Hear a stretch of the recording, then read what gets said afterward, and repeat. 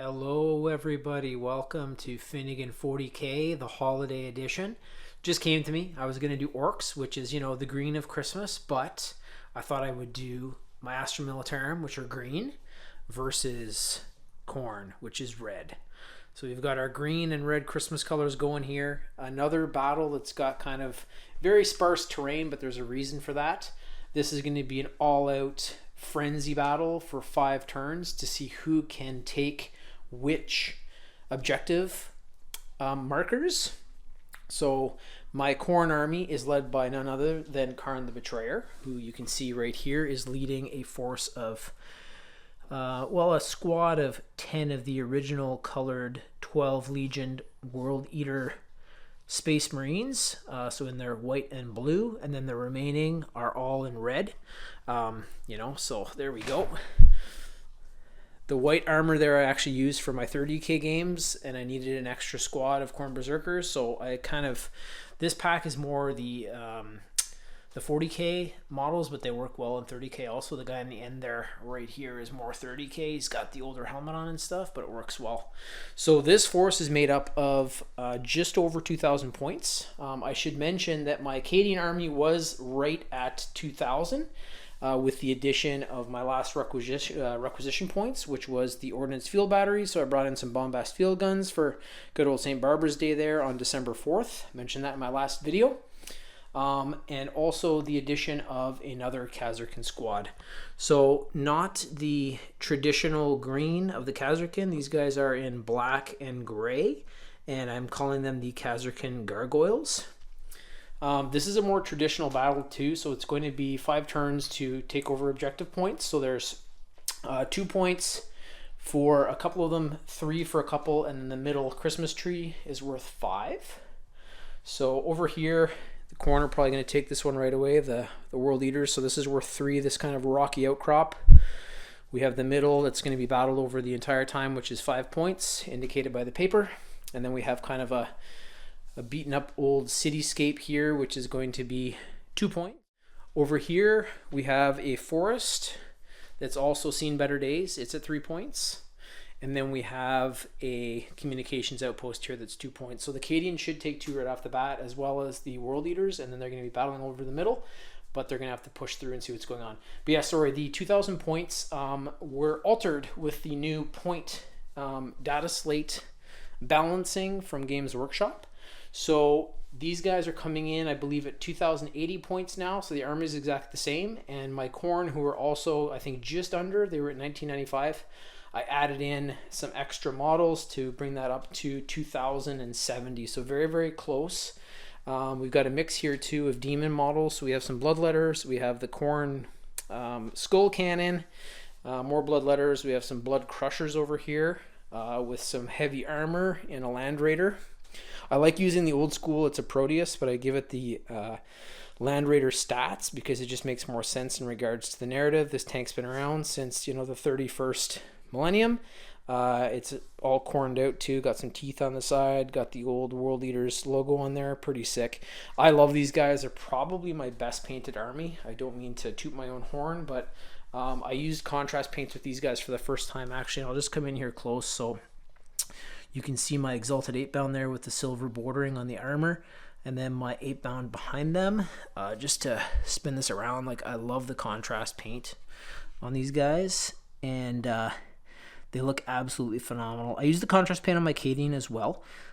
Spray painted the tanks and some of the other stuff, but they also look incredible. So this is going to be a really cool battle. So we have our green versus our red. I'm also going to be shooting this over a few days, so I wanted to get that out there too.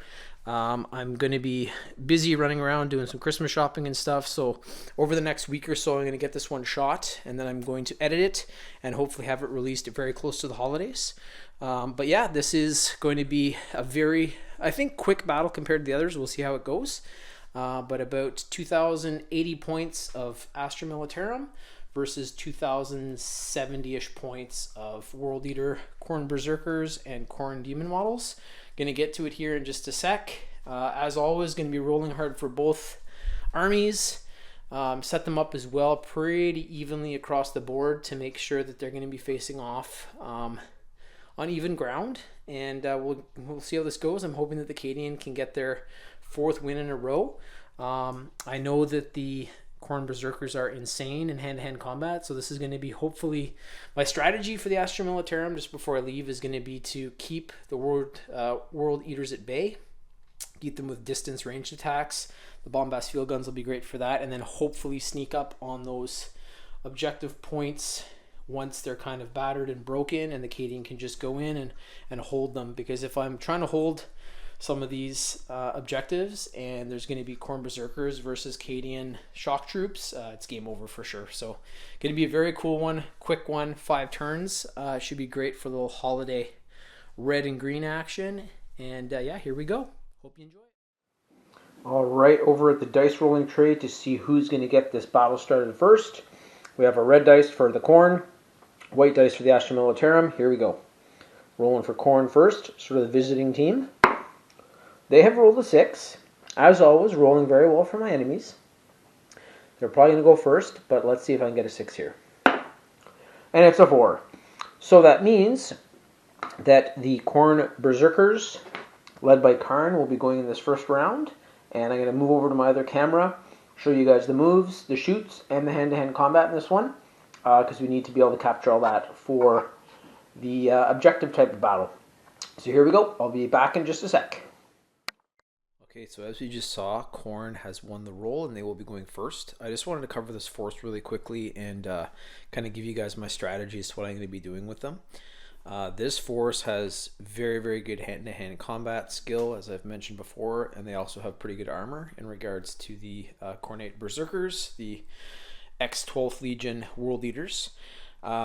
So with this game, I'm going to be probably rolling on to the objectives very quickly with Khorne, and then hopefully holding them with their armor. So for the first turn here, I'm going to do that in a sec. I'll show you guys the move, but I'm most likely going to be moving my cultists into this building here to hold it. And unless the Cadian can get down there quick enough, that's probably going to still remain ours, and it gives them a lot of cover from fire.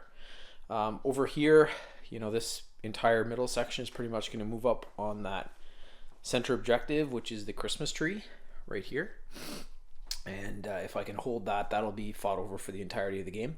The Rhino here as well, I'm going to be trying to move that out as quickly as I can over to the left side here from the viewpoint of the Khorne, and try to hold that objective too, but the Cadian will probably be in the right away.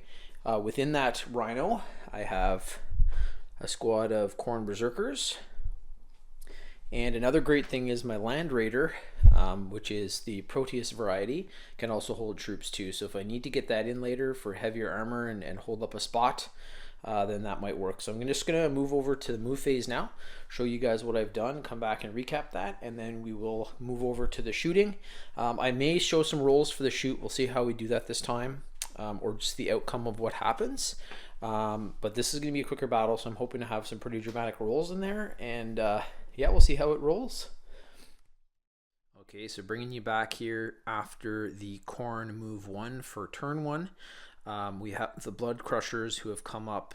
They're staring down a couple of Rogel Dorns. These things do have an invulnerable save, so it's possible that they might survive it. The main reason they're there is to be kind of meat shields for this Land Raider that's got the firepower to definitely deal some damage. It's got 6 las cannons on it, so that's going to be pretty crazy. The Jackals have moved into the kind of busted up cityscape, and currently they have 2 objective points. The Bloodletters are also very close. They're not quite in there yet, but they will be next turn. And that's going to be very difficult to pull away from them if the Cadian decide to do so.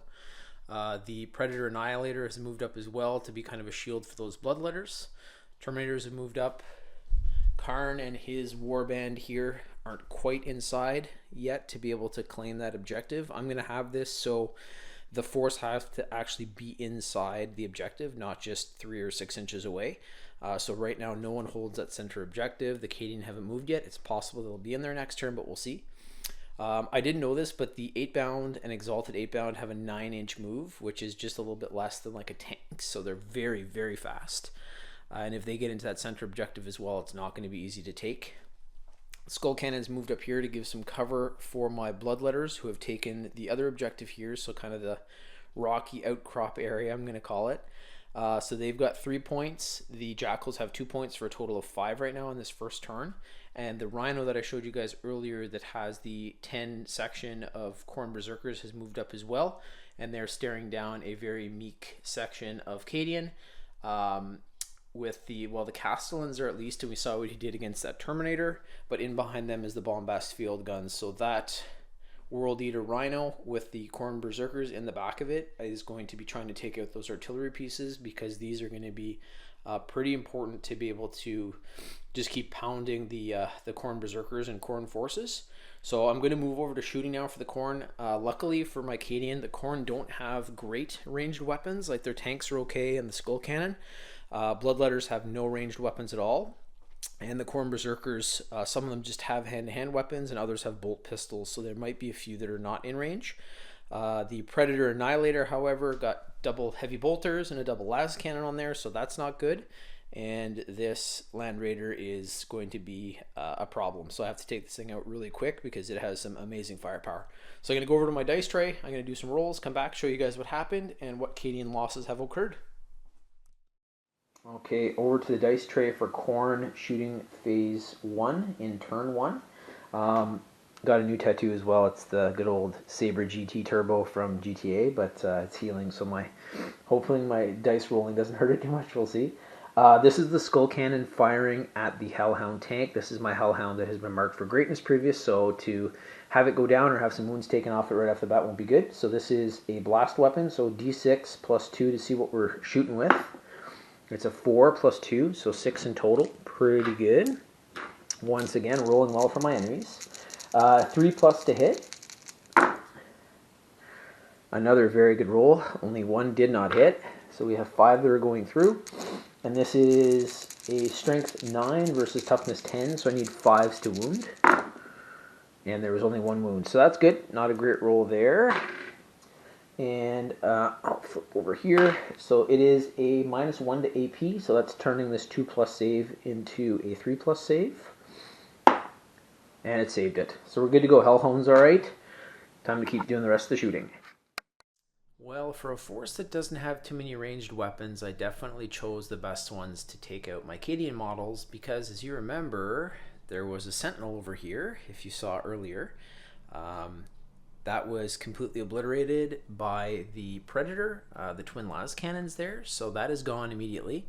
It was 7 wounds. That thing had 7 wounds, so it's gone. So that's it's going to be another battle scar for my amazing Sentinels. I'm being sarcastic. They've been really bad throughout the whole game.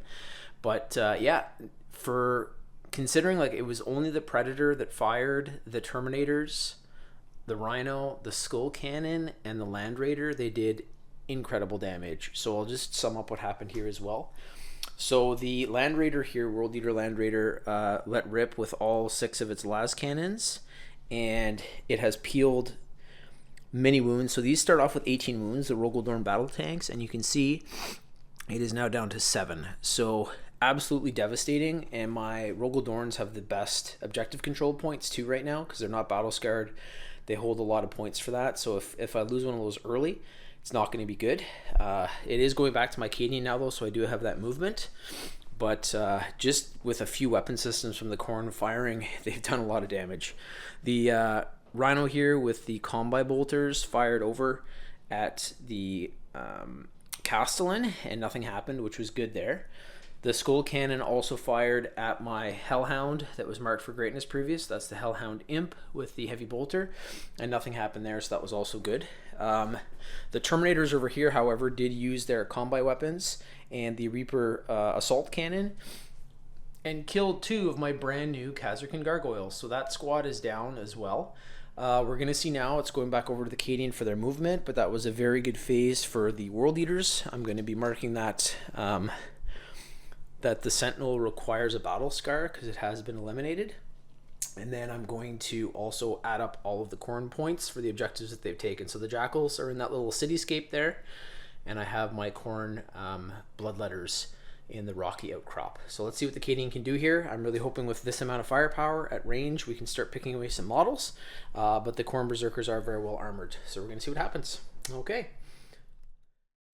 Cadian movement phase turn 1 has been complete. I'm starting to see these battle scars really starting to slow down my 555th company here. I do think next time, I know I was kind of cavalier last time and just used the points to be able to get more models. I need to start taking some of these off because right now the movement crazy slow and I'm wasting an order to get a squad pretty much up to full speed. The other thing here with something like fatigued in a battle like this, so the section that's with the preacher, they actually don't have an objective point control at all. So they're in the objective point, they're holding it currently, but if another squad comes in, World Eaters, anything that has a 1 OC control, that means that the Cadian will lose it if they're the only unit in there. So this is going to probably hinder me quite a bit. I do have my Hellhound in there too, which has some pretty good objective control, as well as my command squad, but I'm going to see they're not the only unit either. There's a few that have that fatigue battle scar, but I'm going to sum up my move here. So the Rogaldorns moved up there 10 inches full.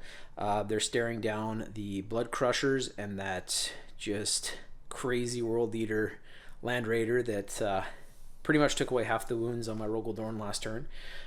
These guys here, another squad, they can only move 5 inches right now due to the -1 move, and the Primaris Psyker does not have the ability to give orders. So she can give that invulnerable save, which is good. She has some good stuff, but she's not able to give orders, so that's not going to be able to pump them up and get them moving faster. The middle section of my Cadian moved right into the center here. The Khazarkin Gargoyles are just outside of the objective. I could have actually moved Leontis in there because of his 12 inches, but he would have been absolutely shredded by all of the firepower there. So that Khazarkin unit is going to be used as a shield, sadly. So welcome to the 41st millennium, Khazarkin Gargoyles, where, you know, humans by the billions are just finished. So I'm going to go to shooting here in just a sec, and I'm hoping to at least take a few of those World Eaters out, but we will see. My Hellhound has moved up with my Chimera. My Chimera on this side has the Commissar and 3 Ogryn in there. The Ogryn are pretty good in hand-to-hand, so I'm hoping maybe they can take on the 8-bound or Exalted 8-bound to hold them up if I need to. This is probably about as far as I'm going to be moving my Cadian, because if I move them into that center objective and the World Eaters get in there and start doing hand-to-hand, it's not going to be pretty. So I'm going to try that strategy of kind of weakening them with ranged attacks, and then from there seeing what's left and maybe clean it up with hand-to-hand or my artillery. 2 section here led by Sergeant Dakota and the Castellan took this objective. They still have all of their abilities. The Castellan sadly doesn't. I gave him fatigued as well, so he does not have an OC point. Duty and Honor is the order though, so that does actually restore a point, and I believe it gives an extra point to Sergeant Dakota. So a 10 section of Cadian though versus, you know, what's coming in, I'm hoping they'll be able to hold it off, but we'll have to see. And then my Bombast field guns moved in. I believe these are going to be super important in this battle to keep that range, and also they have a 4-inch move. It's not much, but if I need to, I can move them into the objective marker here and hopefully hold that for a little bit.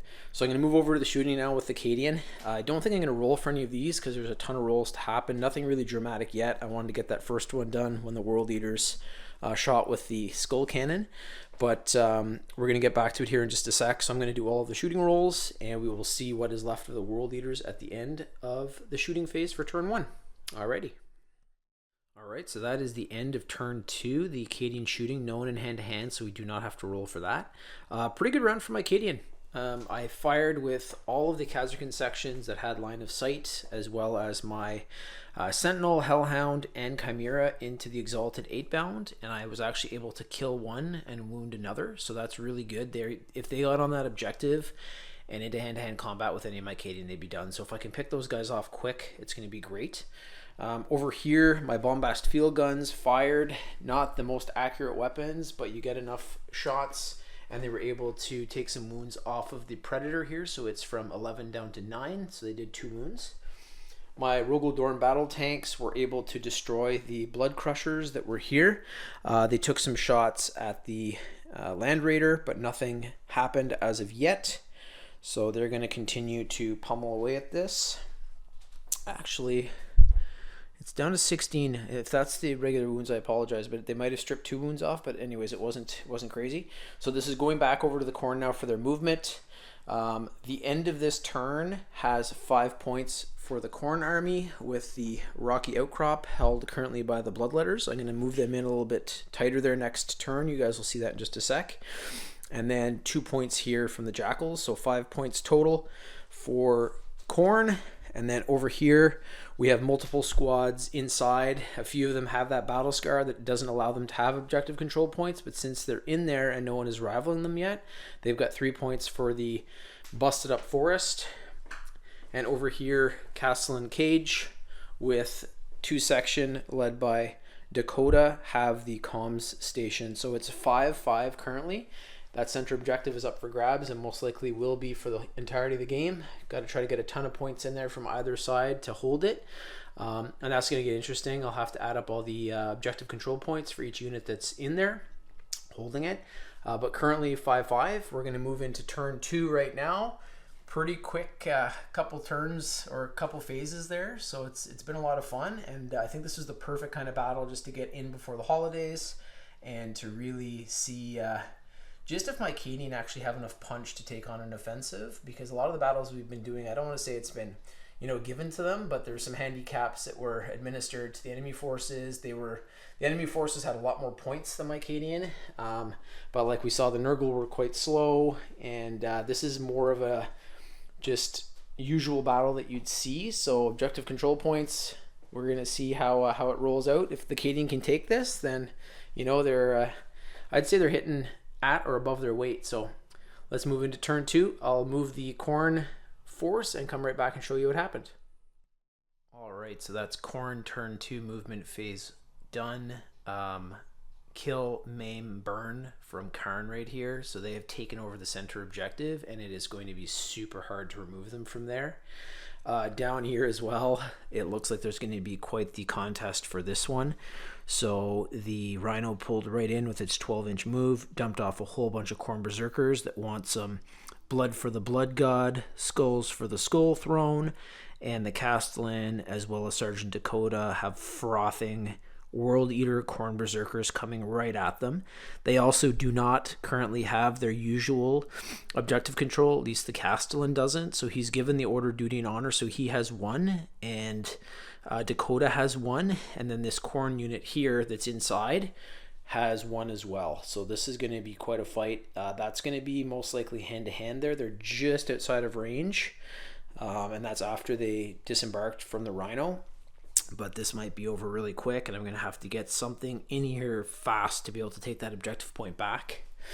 The Bloodletters over here moved into the Rocky Outcrop, and they are currently holding that. It's also going to be tough to get them out, and they've got some cover as well from the rocks. The Skull Cannon moved into just a better position to start firing upon the Chimera or the Hellhound or anything else that tries to come in and help the Castellan and the Cadian shock troops here. Roll around the back end of this here. So massive Khorne force, all incredible in a hand-to-hand combat. The Exalted 8-bound staring down that Sentinel. We have the other 8-bound behind them, Terminators, Karn himself, and then 2 full healthy squads of Khorne Berserkers. Over here, my Bloodletters that are, they don't have any ranged weapons, as well as my Jackals moved into the cityscape.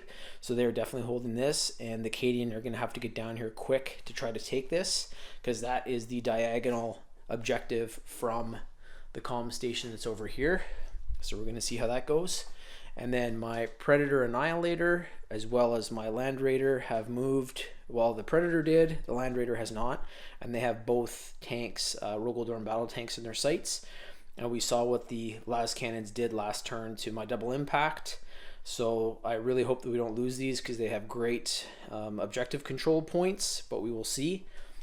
And with the speed right now, like I'm kind of facing what the Nurgle faced last time. All these battle scars, they've really slowed down, as well as not being able to hold the objectives. So that means that these Khazarkin have a lot to do. Leontis, the Hellhounds, I need to keep a unit in here at least to be able to hold the forest, so there's still a lot to come for the Cadian.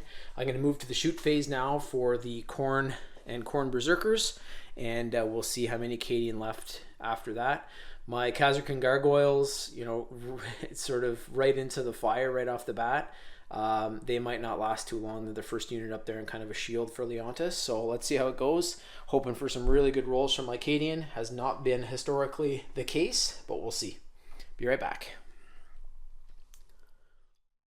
Well, shit. That's the end of the shooting phase for Khorne.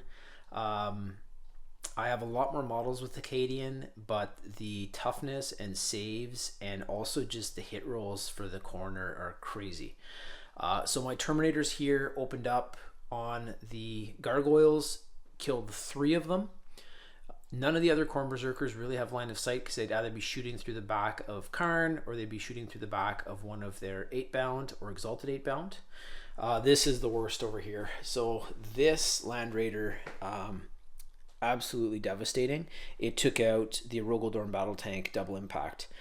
So if you guys are fighting against Astra Militarum at any point and you're Chaos Space Marine, I would highly suggest Land Raiders. I rolled really well too, but just the strength of the Soul Shatter Las Cannon just literally was a can opener to the Rogaldorn. Luckily, the Predator did not fire, or it did, but I think the Rogaldorn saved. So I only have the Rogaldorn with Oppressor Cannon Fury left, and then the Heavy Bolter's also bounced off of its carapace there. So yeah, Rogaldorn down, which is one of my big objective control models. Not good. There's still some models in here, but if I start losing any more, like my Hellhound and my Rogaldorn are the only ones that really have the firepower to take out that Land Raider. So it's gonna be tricky. Over here as well, the Skull Cannon fired at the Chimera to try to take it out because it has those Ogryn in the back with the Commissar. Nothing happened there, so the Chimera was not damaged. And over on this side here, again, the Khorne, you know, they want to just rush into hand-to-hand combat and shred everything. So the 2 at the front have the massive, like, Eviscerator, Axe, and Sword. But all of their buddies behind would be shooting them in the back, so I'm not able to shoot with them right now. But the Rhino with its Combi Bolter fired in, and it took a couple of wounds off of Castellan Cage. So Castellan Cage, we saw him, you know, hold his own against that Terminator, holding his own against an entire squad of Berserkers when he's also wounded. Probably not going to happen, but we will see, because this is moving over to the Cadian now for their move phase. I really don't know what kind of strategy I can use at this point. If I get really cavalier and jump in, it's going to be hand-to-hand combat because that's what Khorne wants. They want to get in there because they're absolutely more devastating in hand-to-hand than they are with shooting. And these guys are still, you know, Space Marines, so they're superhumans that have chaos powers now. So I'm really going to have to strategize my move here. Maybe actually retreat a few inches to make sure that I'm not in hand-to-hand combat. Possibly move these guys back so I might lose this objective just to make sure that they can actually start firing, but we're gonna have to see. And the Ogryn too, like, they're gonna pop out of the back of the Chimera right now to try to help out, but 3 Ogryn versus a full squad of Berserkers is not gonna be a fair fight, I don't think. So we'll see what happens. I have to think here for a sec before I come back on camera. I really need to get myself going here, and I'll come back and show you guys the move in just a sec. But right now, if I don't start getting some really good rolls or a solid strategy down, I think this one's going to be over real quick, and those Khorne Berserkers might take it. So be right back in a sec. All right, so that's the end of the Cadian move phase for turn 2. I said, fuck it. I'm just going in with everybody. We're going to try our best here. If I continue to hold back, I think Khorne are just going to push through and get me in hand-to-hand. So my Rogaldorn battle tank has moved right up into almost the objective here for the World Eaters in the center of the Land Raider and the Predator. But I'm hoping that he's going to be able to take out the objective controls there to make sure that that point is lost by Khorne at least before he goes down. These battle scars that I gave the sections are just, they're slowing my force down like crazy. So my Primaris Psyker might be in range to do her Psychic Witch Fire, or whatever the heck that is, to be able to take out the Land Raider. 2 of these squads are fatigued, I believe, or 1 is fatigued, so that means that they don't actually have an objective control point, but they're still holding the forest for now. My Hellhounds come in to give a little bit of support there to the Predator, hoping to fire on that from the side. And my Khazarkin, instead of moving back, have moved in with Leontis. And I'm just going to let every single weapon that they have there fire in. I gave the orders for each section, take aim and fix bayonets. So that's going to help them with their shooting and also help them with their hand-to-hand. And if I can take out some of these numbers, or maybe all of the World Eaters that are inside, that's going to at least open up that objective. The Chimera is moved over here. It's going to be firing at the Khorne Skull Cannon. The Bloodletters are still in the rocky outcrop. And then the Hellhound tank here, I'm hoping is going to be able to take out that Exalted 8-bound. And over here, I just did it again. I don't care. Castellan Cage beat a Terminator last game single-handedly, so he's brought his entire section in. That's Sergeant Dakota's, the only section left without a battle scar, with the fixed bayonet order to give them some hand-to-hand combat strength. And the Chimera has dumped out the Ogren on the back end with the Commissar that also have the fixed bayonet. So if I get some good rolls, we'll see what happens. Might be able to take out some of those World Eaters. But here we go. I'm going to move to the shoot phase. Might roll a few of these too, just so you guys can see it in my dice tray. Any dramatic rolls, and I'll be right back and show you the outcome of the shoot. Good luck, Cadian. Firing every single weapon that I have from my Rogaldorn battle tank into the Khorne Bloodletters, and let's see what happens. Starting off with the Castigator Gatling Cannon. Not a good roll. It was okay. 50-50. Meh. Not too bad. So this is a Strength 5 weapon versus a Toughness 4, so 3s to wound. That was a better roll. I like that. 0 AP with this, so it's going to be the regular 5+ invulnerable save. And several have died, so that's pretty good. So we have 1, 2, 3, 4, 5 dead Bloodletters. Alright, so next up is the Rogaldorn Coaxial Autocannon, hitting on 3s. Both are through, that's awesome. It's Strength 9 versus Toughness 4, so 2s to wound. 1 did not wound, 1 did. And that is a -1, so that's going to bring them to their 5+ invulnerable again. That's another dead Bloodletter. Awesome. Alright, Heavy Stubbers up next. You know, I'm maybe wasting a lot of shots here, but I'm trying to clear out that objective so they at least lose those points. So we'll see how this works. So this is the Heavy Stubber hitting on 4s. 2 out of 3, that's good. And it's a 4 on 4, so this is going to be 4s to wound.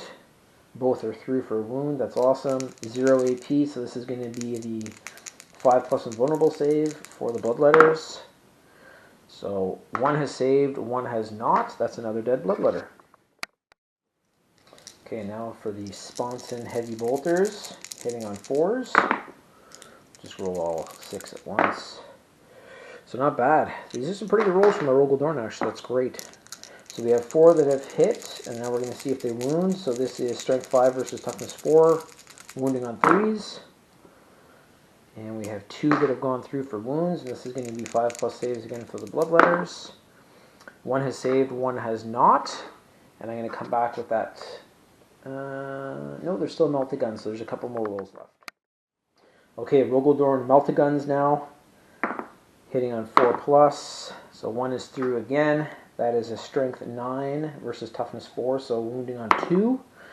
Did it. Meltagun is -4, but these guys have an invulnerable save, so that's a 5+ save. Did not save it, and we're going to roll a d6 now to see how much damage has come through. 6 damage. I should have started with those. That would have been great, but that's the end of the Bloodletter section. I still have my Oppressor Cannon that I'm going to put into the Jackals. The Bloodletters, unlike some of the demons, don't have 2 wounds, so they were killed off pretty quick. I'll be right back to roll my Oppressor Cannon. This thing has a lot of guns on it. So one last roll, and we're going to see if that entire Jackal squad can maybe get wiped right out. Alright, time for the Oppressor Cannon. So we're rolling d6 + 3 to see how many dice we're actually getting here. So it's going to be 3 + 3, so we have 6 in total. Not bad. Hopefully we roll well. And here we go. So 4 pluses to hit. And a few misses there, so only 2 through.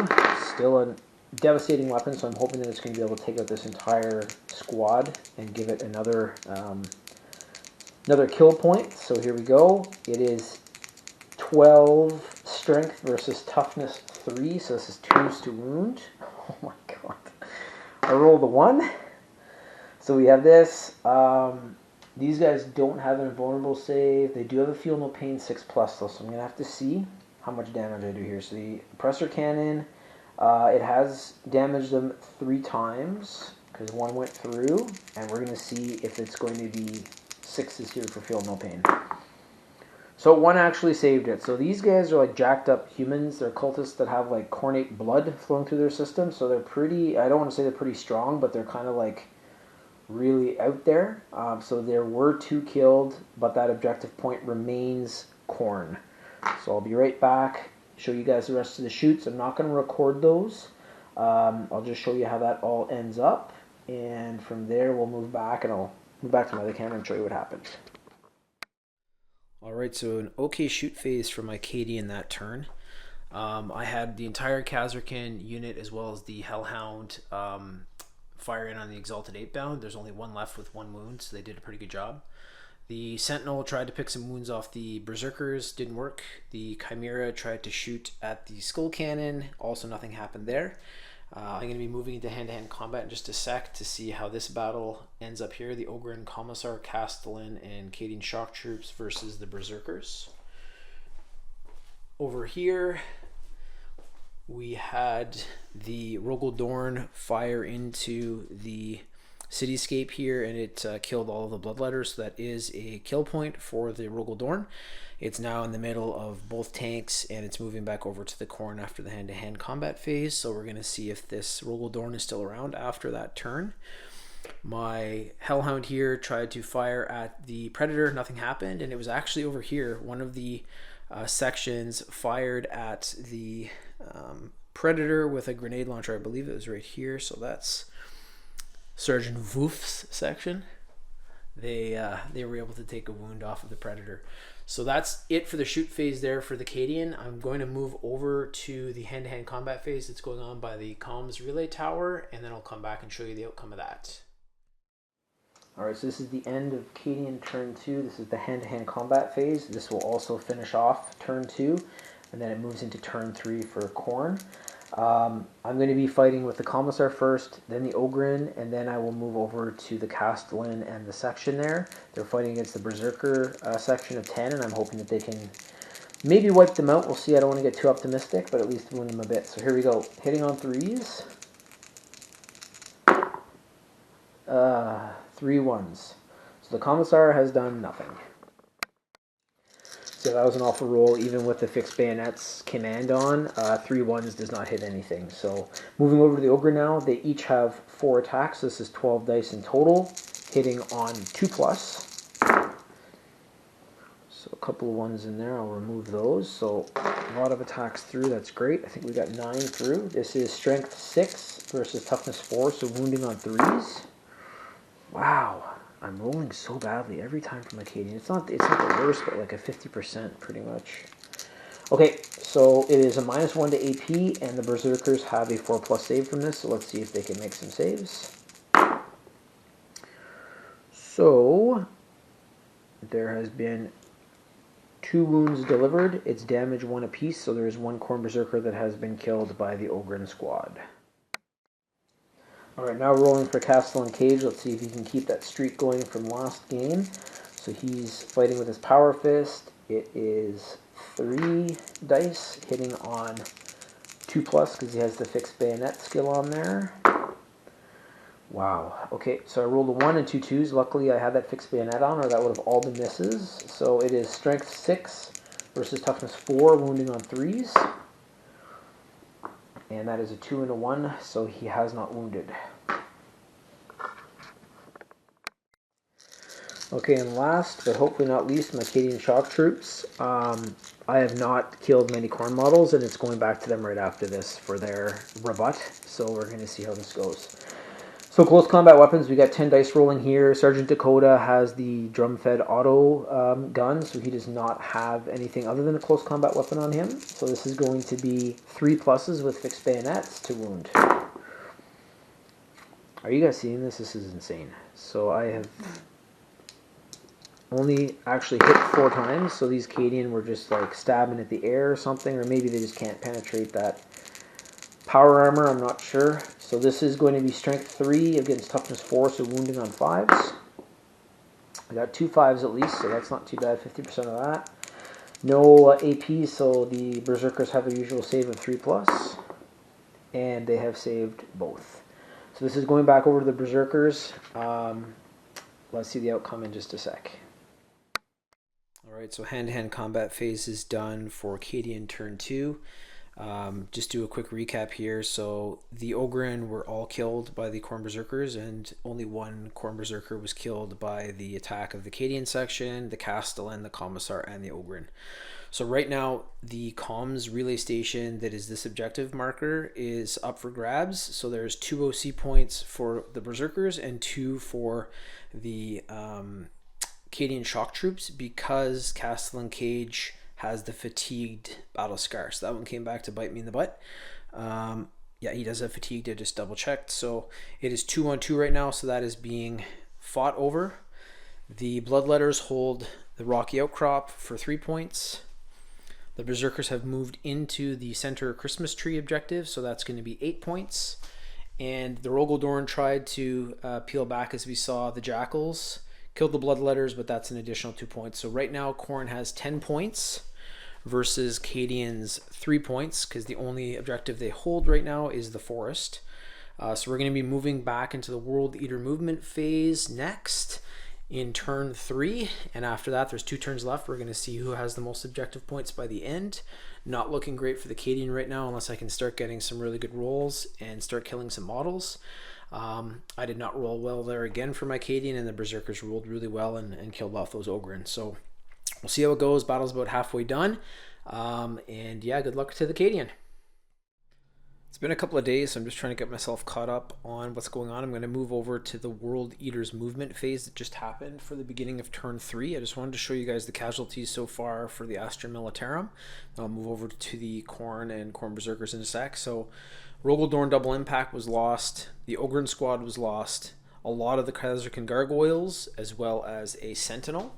So all of those have received battle scars. Over here is the dead Khorne models. So we have 2 Exalted 8-bound, the Blood Crushers, a unit of Bloodletters, 2 of the Jackals, and 1 Khorne Berserker. So right now, definitely Khorne is probably favored to win this one. They do have less models, so it's possible that if the Imperial Guard, Astra Militarum keep pushing, that they might be able to take it. So just did the Khorne movement phase, as I stated, and I'll show you guys what happened. The Land Raider has moved back into the cityscape here to get a little bit of cover from the Rogaldorn battle tank, and also the Jackals embarked within. So the Jackals are inside this, and they still hold the objective marker number 2. So that's 2 points right now for them. Over here, the Khorne Berserkers, as per what I think they would do, have rushed right into the center objective with everything they have. And the Exalted 8-bound himself has taken on a 10-person Khazarkan squad.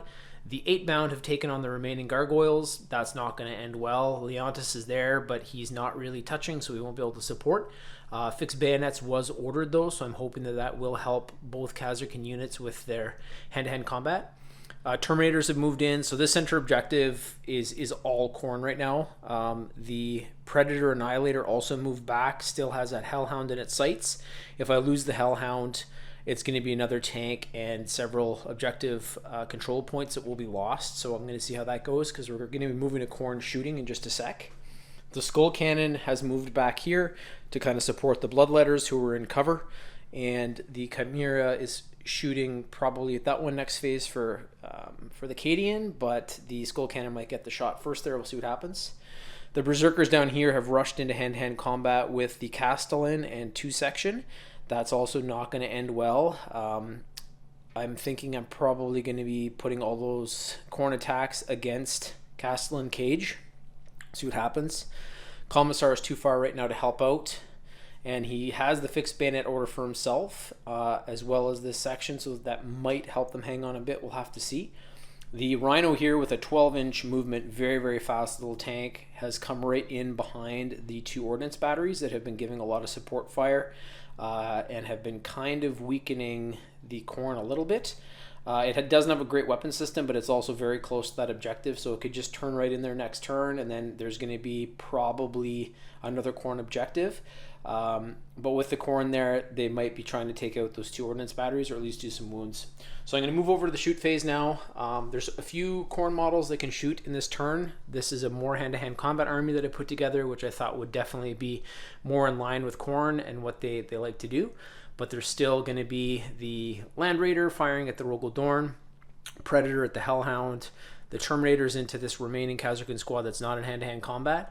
So we're going to see what happens. I will roll off screen and come back and show you guys how many Cadian models have been slain. Okay, quick recap here from the World Eater Khorne shooting phase in turn 3. The Terminators lit up the Khazarkin Tigers here, and 2 models were lost to the Reaper autocannon. The Predator luckily did no damage to my Hellhound, so it wasn't able to roll with the las cannons, and then the heavy bolters did hit, but they could not wound, just weren't strong enough. Down here, however, this Land Raider, I'm lucky my Rogel Dorn is still here, so the Land Raider fired with all 6 las cannons, and it brought my Rogel Dorn from 18 wounds down to 3 wounds, as you can see. So this thing is just barely hanging on. The only real chance I have here, because it's still in range of las cannon, is to keep shooting at this thing and try to weaken it for, my infantry to try to take it out. It's going to be, I don't think I can take that one. We'll have to see. Yeah, not good.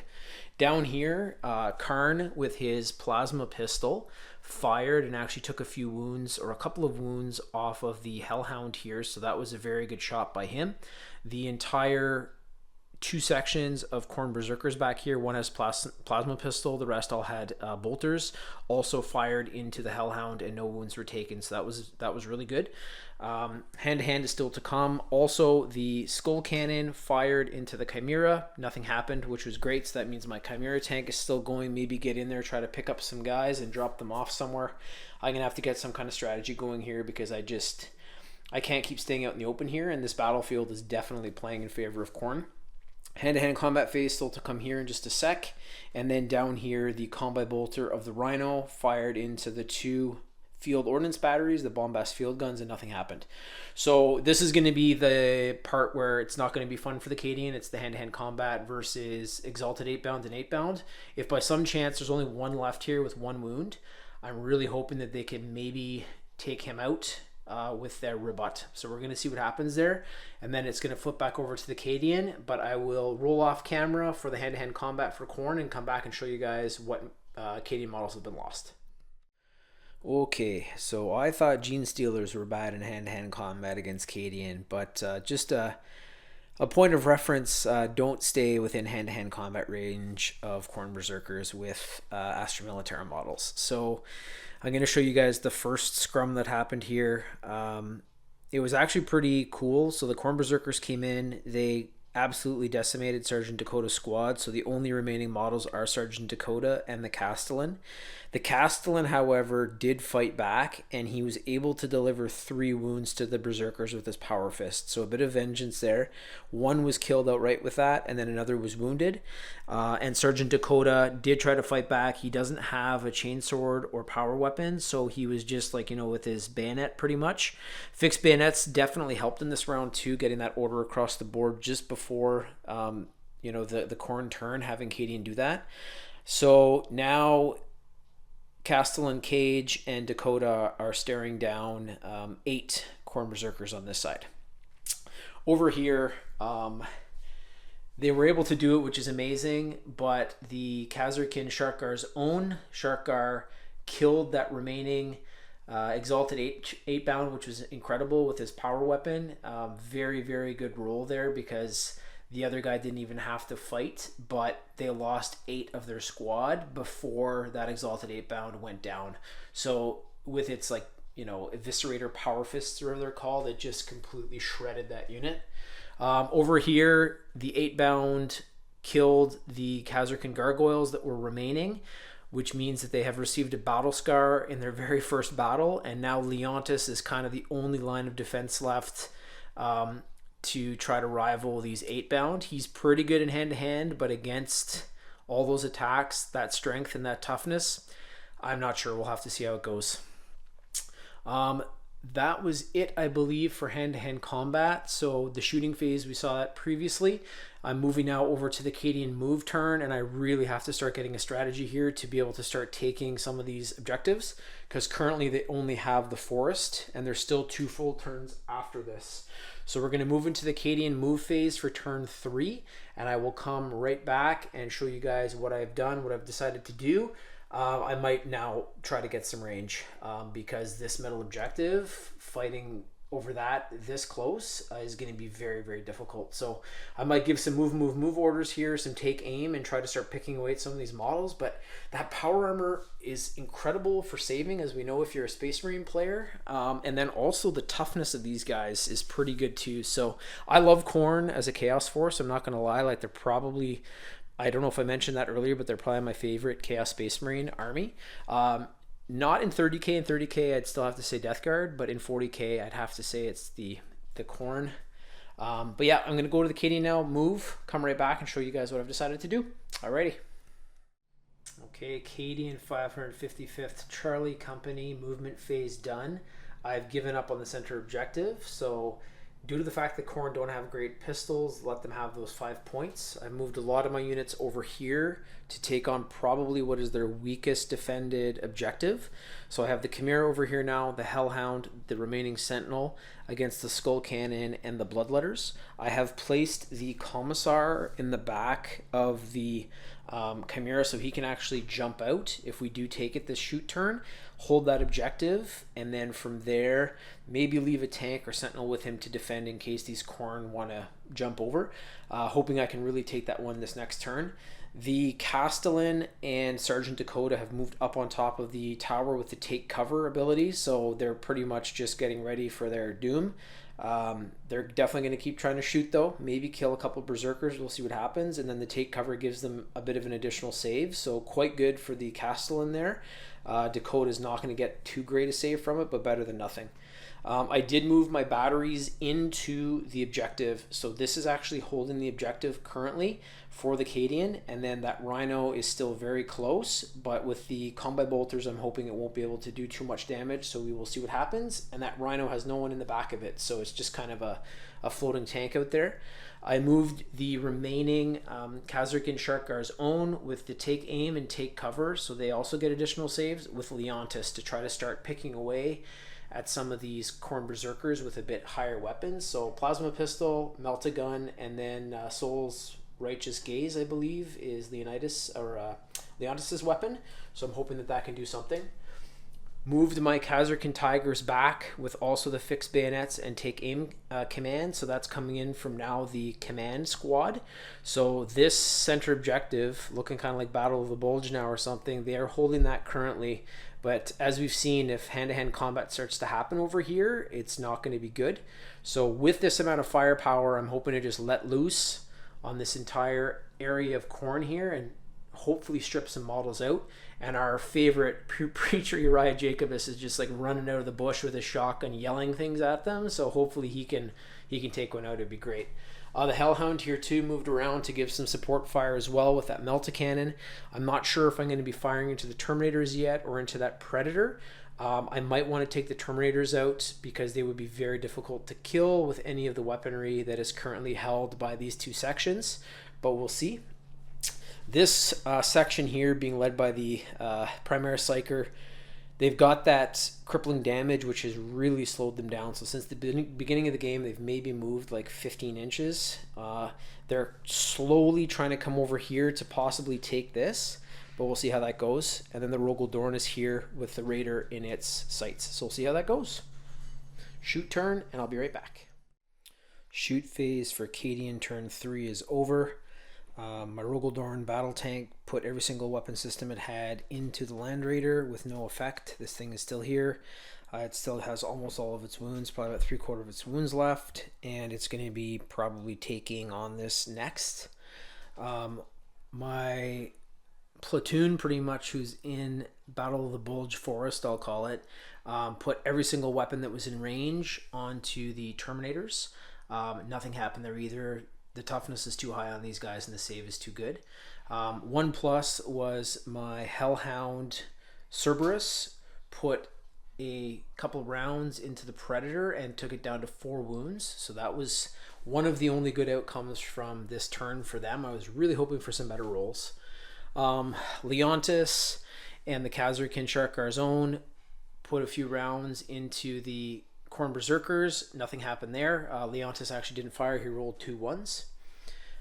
Who did do some damage, though, was Castellan Cage with that sweet Emperor's Benediction, the bolt pistol I gave him from his Marked for Greatness. He was able to kill 2 of the Khorne Berserkers, so that was pretty good. I might be wrong. I think maybe the Melt-A-Gun might have killed one of the Khorne Berserkers, but I know Cage got one of them as well. The squad is still there. There's still 6 of them, but they're starting to get dwindled down a bit. My Bombast field guns, I was really hoping for a great roll. They did not roll well at all. They tried to fire into the 8-bound, and nothing came of it. 5 pluses for these guns. Just, it's not really feasible, and you have to roll your d6s at the start too, so I hardly got any shots. So that's going to keep going on next turn. Over here as well, I had my Chimera, my Hellhound, and the Sentinel all fire into the Skull Cannon, and nothing happened either. So the Skull Cannon's got a very high toughness of 9, and the Melta Cannon could have done some damage, but I did not roll well enough again. And the Chimera didn't do anything either, nor did the Sentinel. So we're moving back over to the Khorne movement phase now for the beginning of turn 4. There's only 2 turns left. So there's going to be the Khorne movement, shoot, and then hand-to-hand if they get into anything. Back to the Cadian, back to the Khorne, and then the Cadian will finish up the game. It's still looking like a Khorne victory at this point, but who knows, maybe this next turn they maybe won't roll well, and possibly I can roll into some of the objectives and take them with objective control points. This is my strategy. I think that I'm going to carry on through the rest of the battle. So holding the Battle of the Bulge Forest here, maybe thinning these guys out, getting some OC points in there to at least try to rival the Khorne in there. The center objective, impossible to take. The Khorne have taken the Christmas tree, so that's it. It's going to be a Khorne Christmas. And over here, there's a possibility that I have enough OC points with these 3 vehicles that I could drive into this area to finish up the game, as long as these 3 can stay alive. So we'll see what happens. Over to Khorne, though, and I will be right back after they do their movement. Alrighty. Just before I go to the move, I wanted to cover the points at the end of turn 3 as well. So we have 3 points here for the Rocky Outcrop, hoping that that's going to be taken by the Cadian, as I just mentioned. 5 points here for the Christmas tree, so that is 8 points. And then the Land Raider's still in here with the 2 points, so that is 10 points for Khorne. The Battle of the Bulge Forest is 3 points. And I just did an addition here because Castellan is fatigued, so he doesn't have any OC points. I did move these ordnance batteries in, though, which claims this objective for the Cadian. So it is currently 10-5 for Khorne. Just hanging on to this one by a thread, but we did get 2 points. There's the 2 OC points. I think I was saying it was 1 previous as well, which is wrong. So it's 2 OC points for Acadian shock troop section. The Castellan usually has 1, but he has 0 right now because of fatigued. And then the ordnance batteries have 2, so that's 2, 3 versus the Khorne here that have 2, and the Rhino's not quite in. So as of right now, it is 10-5 across the field for Khorne, and now I will move into the Khorne movement movement phase for turn 4. Okay, be right back with that. World Eater turn 4, movement phase done. 8-bounder locked in with the Khazar Tigers. Not good. There's enough units in here to hopefully hold it for the next 2 turns, but we will see. The Predator and the Land Raider both have the Rogaldorn in their sights. The Rogaldorn has 3 wounds remaining. Not good. Over here, the Khorne have burst out from the center. The Terminators are going into the Battle of the Bulge Forest to try to take that. Karn is looking at going right after Leontis. This 10 Khorne Berserkers has the Sentinel in its sights. Over here, if the Cadian cannot start to take any of these guys out or finish that unit, this objective will go Khorne for this next turn. So I'm going to move to the shooting phase now. Then there's going to be some hand-to-hand. I think I'll probably do everything in one shot, come back and show you guys the outcome of the shoot and the hand-to-hand combat phase and see what Cadian casualties have occurred. showdown. Okay, recap for Khorne shooting and hand-to-hand combat for turn 4. I want to start with probably the only good thing that came from this. So the Predator and the Land Raider put their weapons into the Rogel Dorn, and nothing happened to it. So some not great rolls from the Berserkers on this one, but that's okay. So the Rogel Dorn lives to fight another day. Over here, just 8-bound came right into the remaining Khazarkan Tigers. I think there's 8 of them left, and they just mowed them down like some blades of grass. No problem at all. They just cut through them like hot knife through butter. So that Khazarkan Tigers unit is done. I'm going to have to give them a battle scar at the end of the battle, and that's the first time that they've actually lost in a game. So this Khorne force is something else. Khorne took a shot at Leontis, and Leontis lost a couple of wounds to the plasma gun, so he's down to 6 wounds left. Over here, not much has happened. There's enough points in here for Khorne now to take this. This is the beginning of turn 4, so the end of their turn 4. That's enough for them to take that. Over here, the Skull Cannon, I guess another okay story, tried to fire at the Sentinel, and nothing happened there. The Berserkers fired at it as well from behind, and they actually were able to get 1 wound. So this is a 2+ save. These don't have a minus AP, and I rolled a 1. So that just shows you the kind of luck I've been having. And same thing over here, the Terminators with the Reaper autocannon fired at my Hellhound. It has a 2+ save. The Reaper autocannon, I think, maybe has a -1 AP, so it was a 3+ save, and I rolled a 1. So it is down to 10 wounds from 11. So we're going to move over to the Cadian now for their move, their shoot. I'll try to break that down during each phase and show you guys the outcome, and then we'll do a points total at the end of the Cadian turn, and we're going to be going into turn 5, the final turn, very, very soon. So right now, going into Cadian turn 4. Alrighty.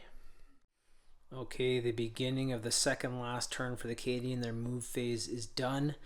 They have circled around inside the Battle of the Bulge Forest and have kind of got the 8-bound surrounded. Whether those las guns are going to do anything against that toughness is yet to be seen, but we'll see what happens. Sergeant Saronk's squad here behind the primary psyker have been kind of hobbling along the whole game. They finally have the Predator in range with a couple of their better weapons. So the Melta-gun, the Plasma gun, she's got the Witchfire as well. So I'm really hoping that they're going to be able to take that out. This thing has a great toughness though, and I don't know if a section of Cadian will be able to wound it, but we will see. The Rogel Dorn survived that last attack. It's now point blank with the Land Raider, going to try to take that out this turn. And the Hellhound is in behind the Predator as well to hopefully get some good rolls and some support. Terminators have been left kind of on their own because those 8-bound are more to worry about. In here, there's actually some points that are going to be given to the Cadian here. I'm going to have to do the addition for the objective control. The Sentinel, due to that crippling damage battle scar, is a little bit slower. It's not quite inside, but if it survives this turn, it will be in next turn, and that OC will also be added. And I'm hoping that the Chimera, the Hellhound, and the Sentinel can pick away at some of the Bloodletters in there and possibly clear out that objective control point. Over here, this is going to maybe be the deciding factor. We're going to have to see.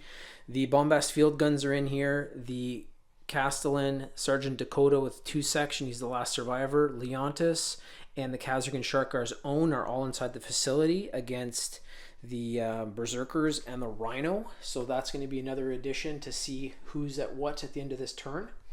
So I'm going to get into the shooting now. I'll come back after the shooting, show you guys what's happened, what Khorne models have been killed, if there are any, and then we'll move over to the Khorne for their beginning of the last turn 5.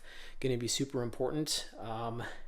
Right now, I was really worried about my Cadian. I'm just hoping we can maybe hang on and have enough objective control points at the end to take this, but shooting is going to really determine that. This turn is pivotal. I don't think if we take out enough models here that we have a chance of winning, but we will see. I really wish I'd done a few of those rolls on camera so you guys could see this. It's just like I'm rolling awful. This is my worst rolling for my Cadian so far. Section and primary psyker, nothing to the Predator. The Melta-cannon or heavy flamer, actually I think the Melta-cannon didn't fire, but the heavy flamer did take a wound off of the Predator. Rogel Dorn, pretty much every single weapon system didn't fire except for the Oppressor Cannon. I only got 4 hits from the Oppressor Cannon, and 1 wound was taken off of 3 wounds was taken off of the Land Raider. So from 14 to 11. So that was okay, I guess. I was really hoping like the melta guns are on there, the coaxial auto cannon, heavy bolters, but nothing, just all bouncing off of the adamantium of the Land Raider. Over here, the 8-bound, nothing happened to them. So a lot of weapons just didn't fire because of the 4+ rule. The one section there, led by I think it's Sergeant Saronk, had take aim on, so they were able to shoot, but the toughness of these guys and their save, nothing happened. I actually still have to do this one, forgot, so I'll come back and do that in just a sec. Over here, Leontis was able to take out one of the Berserkers, as was one of the Sharkar's own Kazarkin.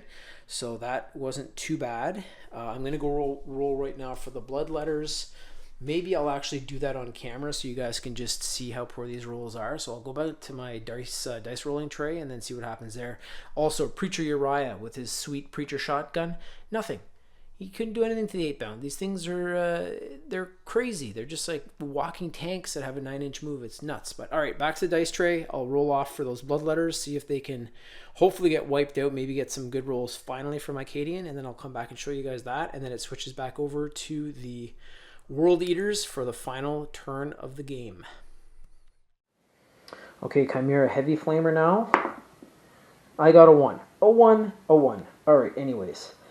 Strength 5, toughness 4, wounding on 3. Got a 4, that's good.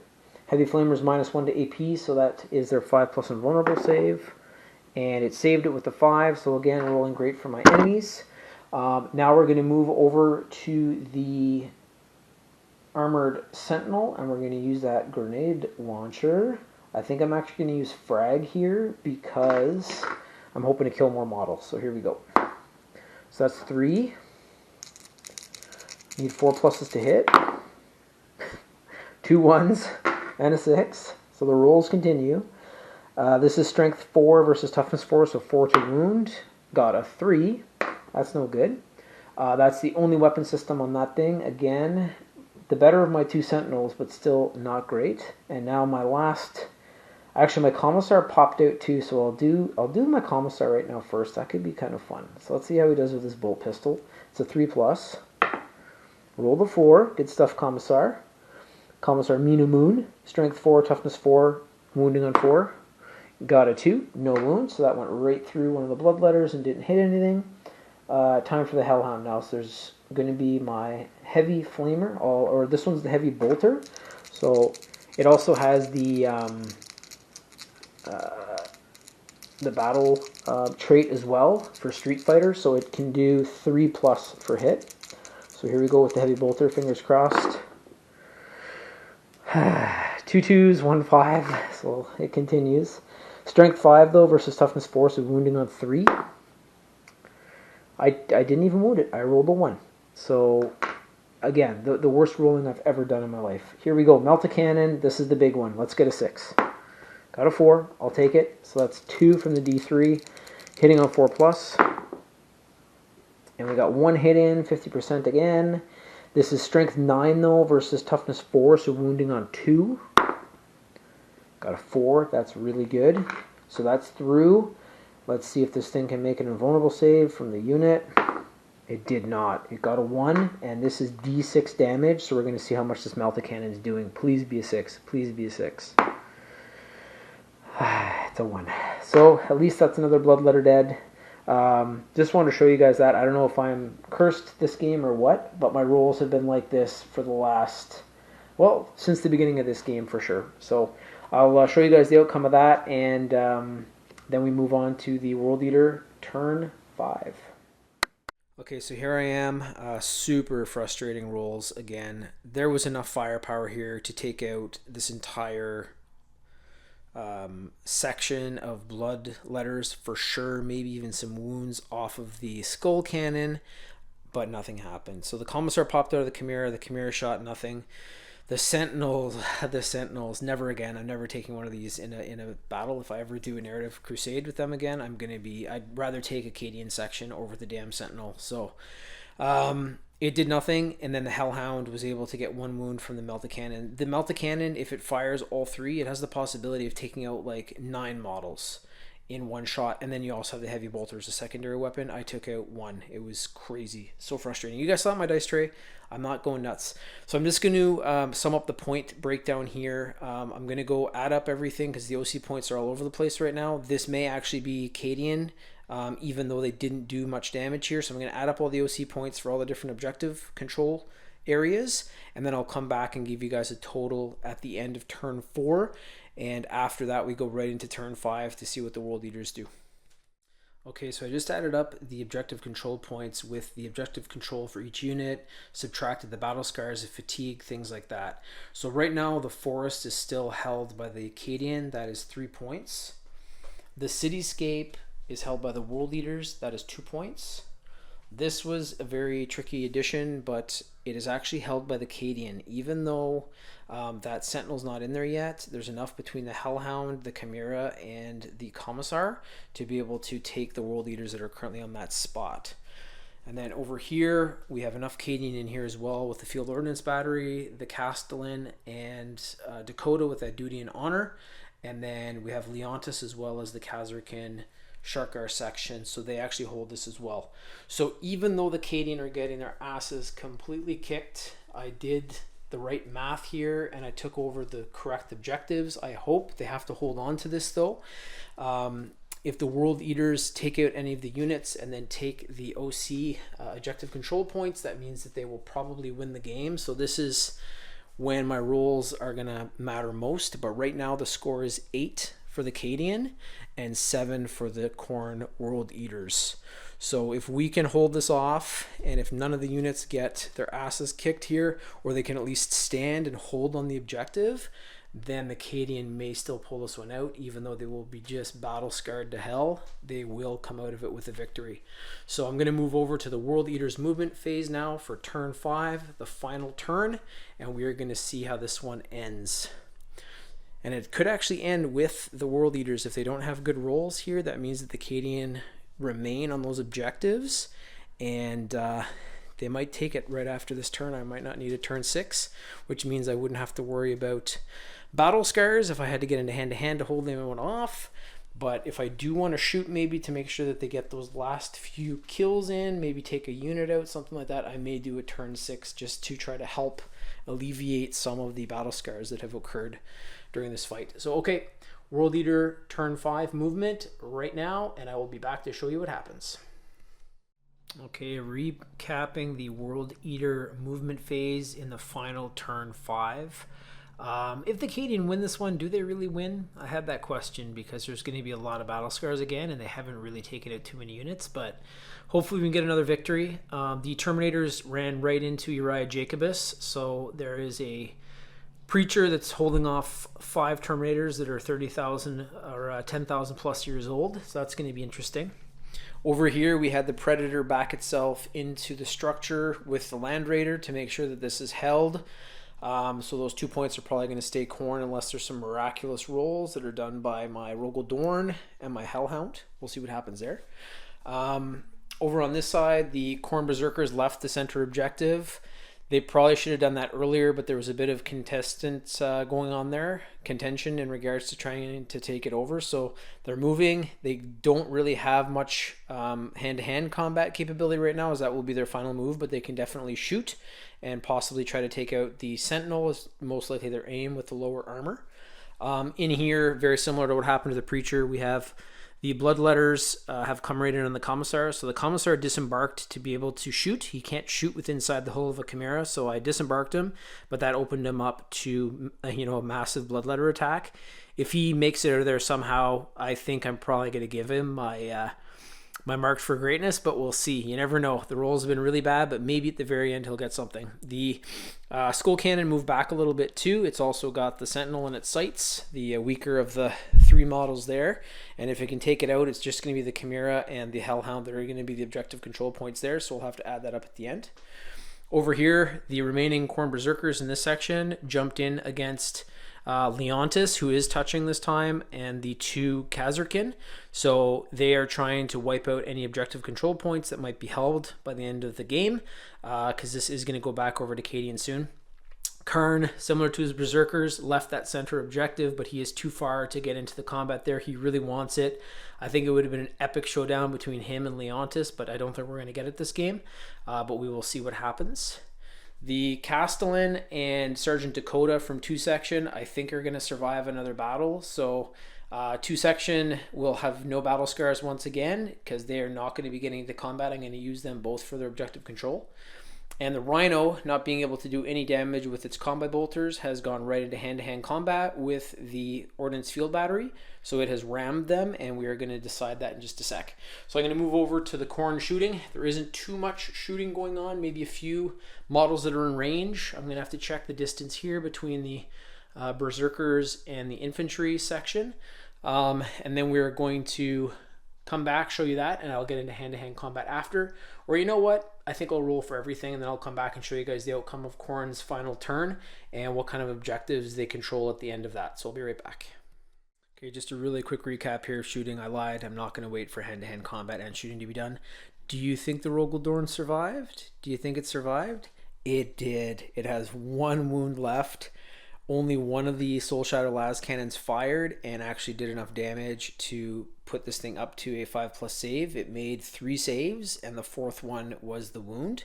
And then the d6 damage was 2, so it went from 3 wounds down to 1.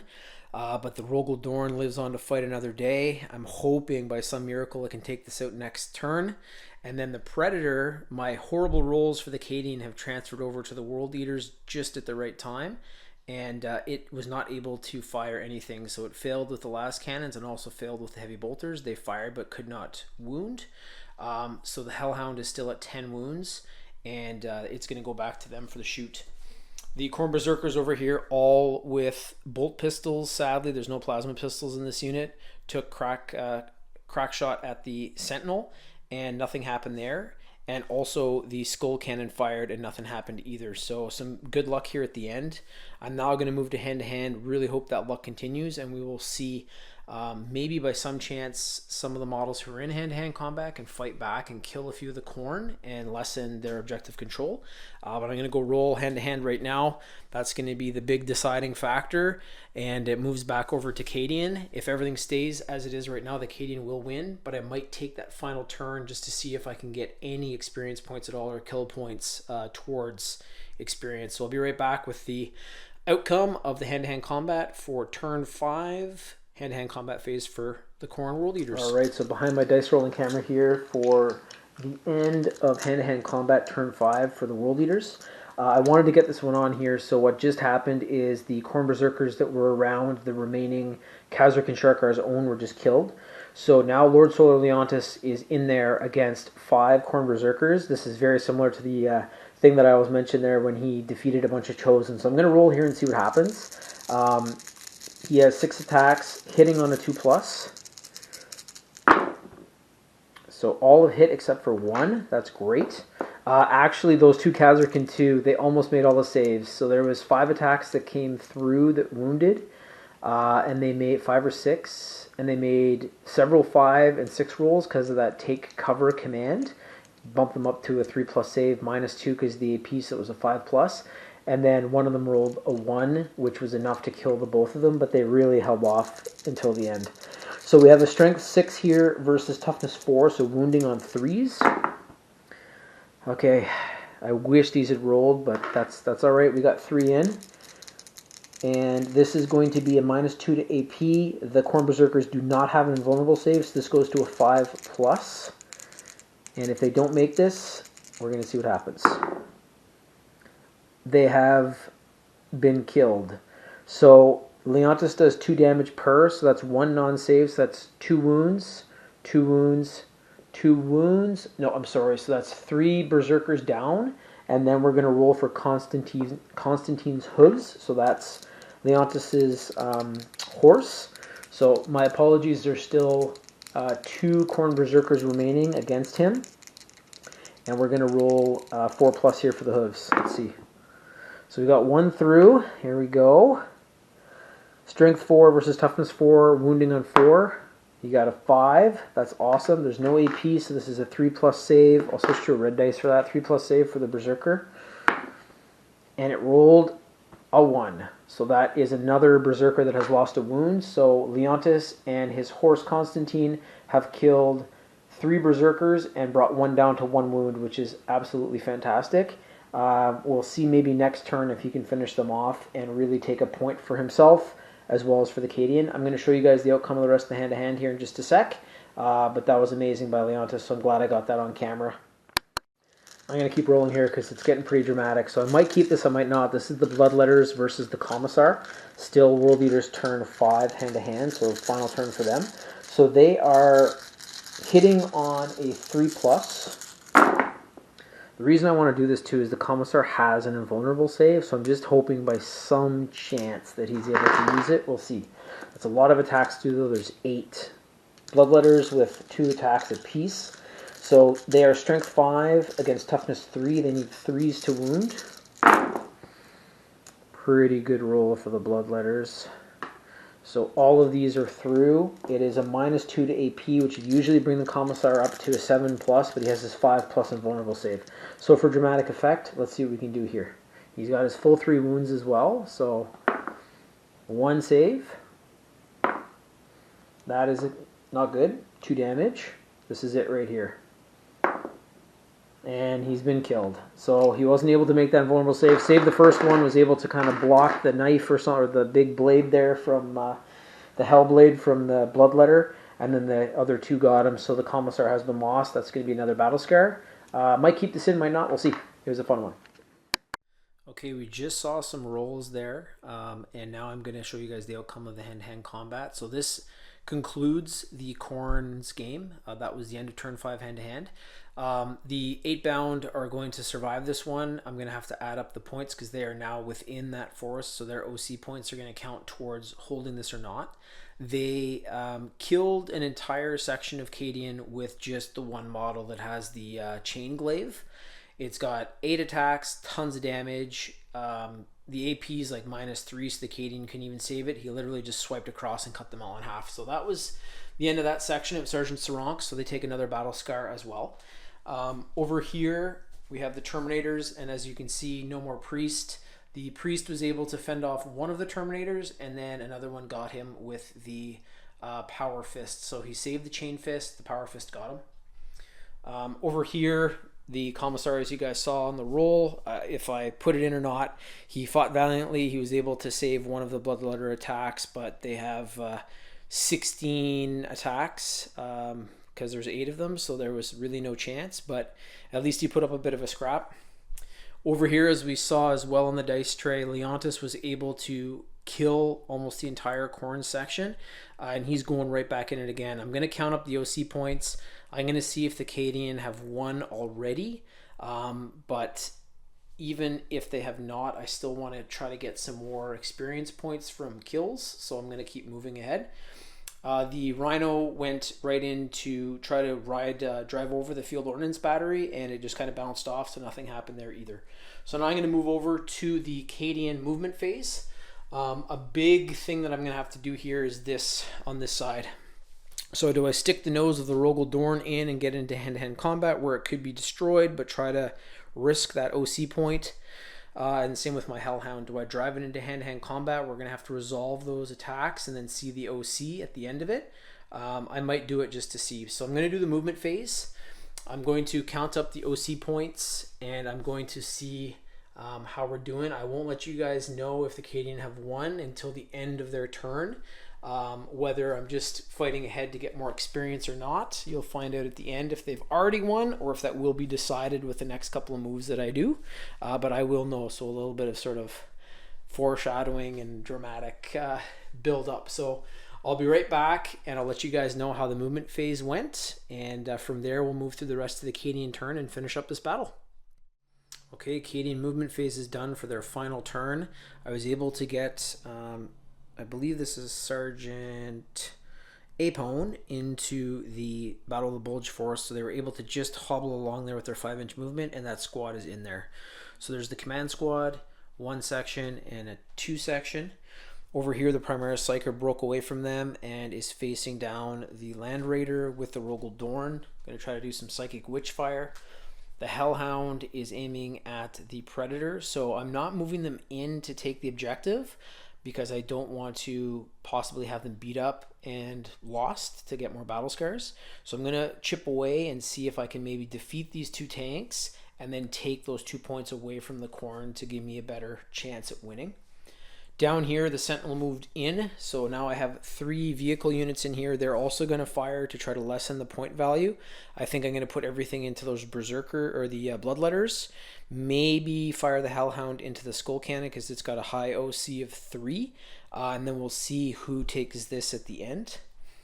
Over here, Leontis moved right in to finish off that last Khorne Berserker to avenge all of his troops that were killed and to join him. I didn't have to do this. It might be a really stupid strategic move.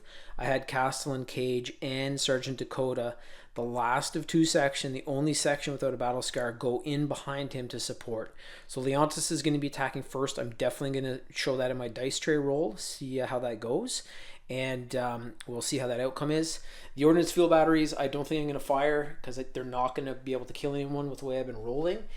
Same with the sections here. They just don't have the weaponry to take out the Terminators and the Bloodletters to, take any points. But I will roll off and see if there's any points I can possibly get from some of the other ones that are possible in this last shoot phase.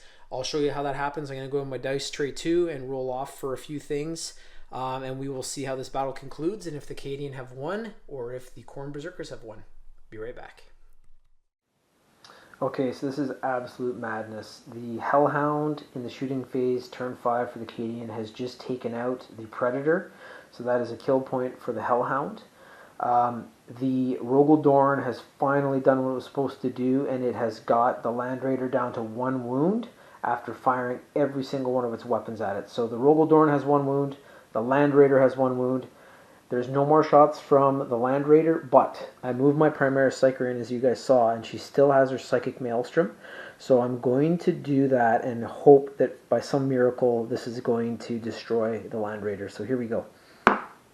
So it's a 6. Incredible. This is a blast, so that's going to be 6 dice to roll, upping my chances here. 1, 2, 3, 4, 5, 6. Perfect. It is hitting on a 3+. All of them have hit. Amazing. It is a strength 6, however, versus toughness 12. So I need 6s here to wound. Damn it, I didn't get any. I was really hoping. I'll probably keep this in, though, just to build up that dramatic tension. But it looks like that Land Raider is going to be around after this battle. So I'm going to go back to my other camera, sum up what happened, and I'll show you guys what's going on. Nope, I lied again. Totally forgot about Leontis. So here we go. This is going to be the hand-to-hand roll to probably finish off the game. Leontis is staring down 1 Khorne Berserker that remains. He killed the whole Khazarkan squad, and he wants revenge. So here we go. Hitting on 2 pluses. All hits. Amazing. It is a strength 6 versus toughness 4, so wounding on 3s. Only 1 did not wound, so he is hitting him a bunch of times with Conquest, his sword.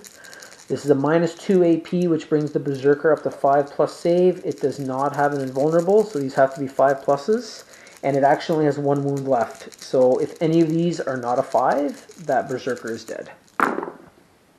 Yep, so we got only 1 save in there with the 6, and the remaining are all not saved. So that means that the Khorne Berserker has been slain, and Leontis has won the day and gets a point added to his data card. And that ends the battle. That is turn 5 complete for the Cadian. Leontis slays a Berserker to finish it off. Khorne just behind him, hoping to get in hand-to-hand, but it's not going to happen today.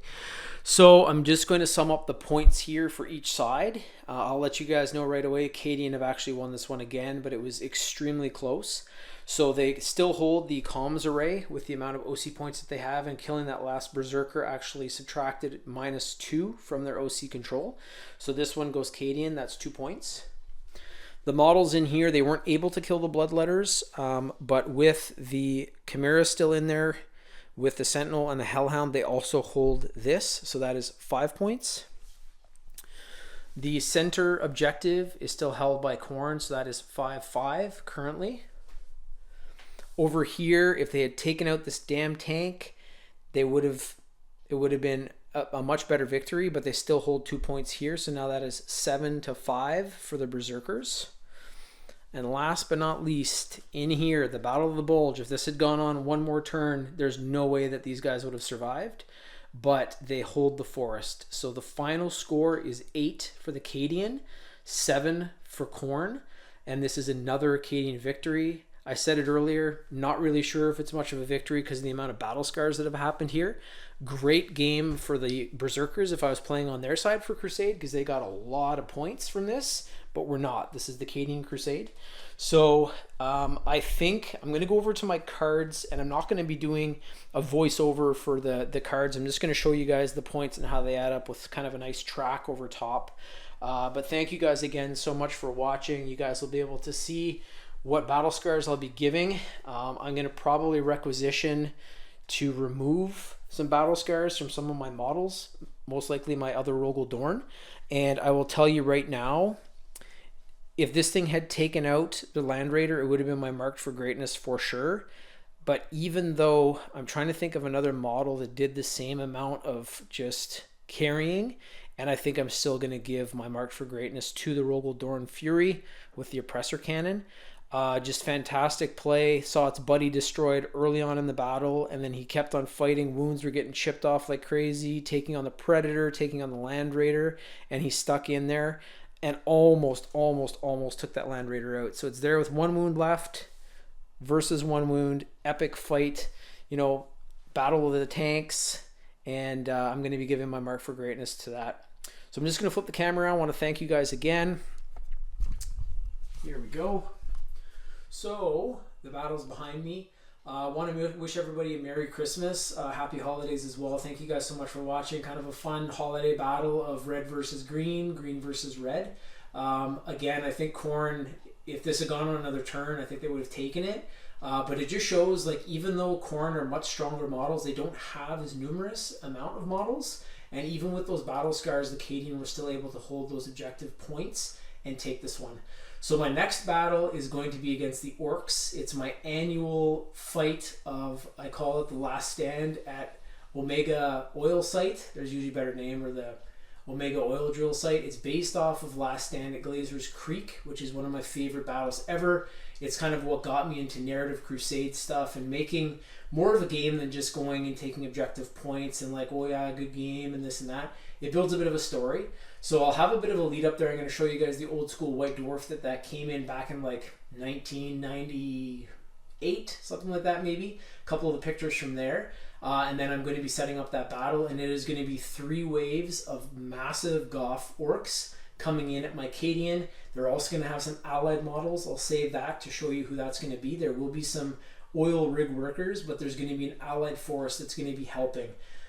The Orc force is going to probably number around 3,300 to 3,500 points versus my Cadian that are just a little over 2,000. And that battle, the way I structure it, is going to be absolutely incredible. It's combat right off the bat, and the Cadian is just a fight for survival. So that's what's up next. There's going to be 2 more battles after that. I haven't decided 100% how I'll line them up, but one is going to be Chaos Undivided, led by Abaddon, trying to bring in the Arcathane, so Vashtor, I believe. And then there's going to be some allies in there too. And then my final battle is going to be against Tzeentch. So it's going to be the Thousand Suns and Tzeentchian Demons versus my Cadian, and more allies in there too. And that's just going to be an all-out battle. Mattering on the points at that point for my Crusade, that might take like a long time to shoot, because it's going to literally be one force destroys the other, and that's what's going to decide that fight. But next one up is Orcs. Thank you guys again so much for watching. Merry Christmas, Happy Holidays, and we'll see you guys probably in the new year. Going to take some time off there to spend time with family and friends, get caught up, and do some other projects that I like to do. So thank you guys again, and here comes my data cards, just to show you what kind of points have come in, and who I'm going to be removing battle scars from, who's going to maybe get battle traits, mattering on how much experience we've built up. So thanks again. Bye-bye for now.